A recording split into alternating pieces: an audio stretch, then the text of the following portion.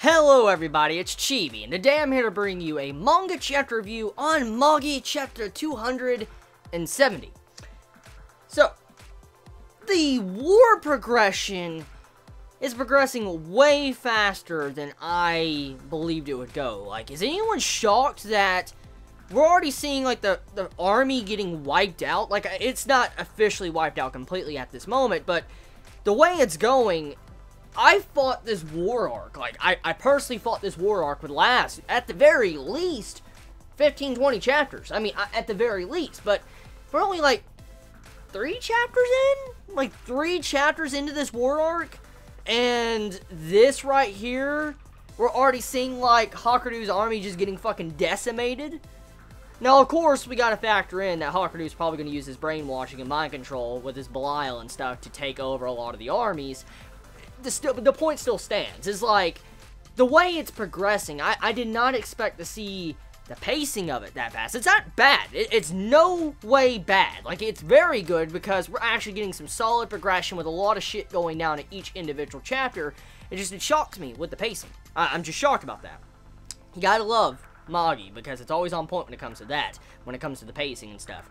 So, this chapter of Magi, we get to see the repercussions of an army that has nothing but rage. For instance, an army fueled by rage and fueled by mindless drones usually has some form of repercussions, especially when these mindless drones are technically not immortal. See, that is the biggest downfall when it comes to Hakuru's army.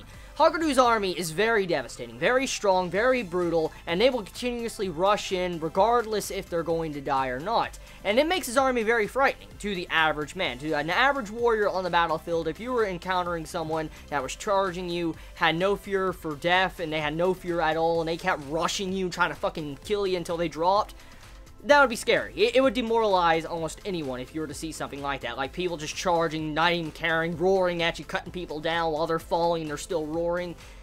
Yeah, it would scare and demoralize the enemy. And so, the biggest weakness to his army was his biggest strength. Like, his greatest strength was his biggest weakness. Because right now, his men got into a situation in this chapter that was something that normal men that would have had fear, like had the ability to feel fear, would have avoided. For instance, Hakuru's men, they got surrounded. And at first, it looked like everything was fine, because, you know, they have rage. They were just rushing in their rage field, and they were just attacking everybody, beating the shit out of them while they were surrounded. But he had it to where one of the generals comes in and, you know, puts an entire hole, like a freaking giant chasm. Like, well, it's not really a chasm, but you get the point I'm getting at. It's giant-ass fucking holes all the way around and surrounds him, and it's like a pitfall. They fall into it, they're not getting out of it. And instantly, I knew before they jumped in that hole what was going on, because you get to see, like, the barrels all around. I saw something very similar in Arslan, and to see that, I'm like, they're gonna get fucking burnt alive. And what we see? They're getting burnt alive. It was thanks to their rage and their rushing that killed them, because they don't fear death, and so of course they're gonna jump into a damn hole and not care if they break a couple legs or whatever. Even if, you know, they didn't break legs, they're gonna jump into a hole regardless, even if it is a trap. And that is what costed majority of this army their life right now. Like, they're all fucking almost dead because of that action. And so it goes to show you the weaknesses of Hakuru's army. That's kind of what this chapter is themed towards. Like, the past couple chapters, we saw, you know, Hakuru's army, they were just devastating the other army. They were completely just wiping them out, cutting them up and stuff, and it was just showing you the brutality.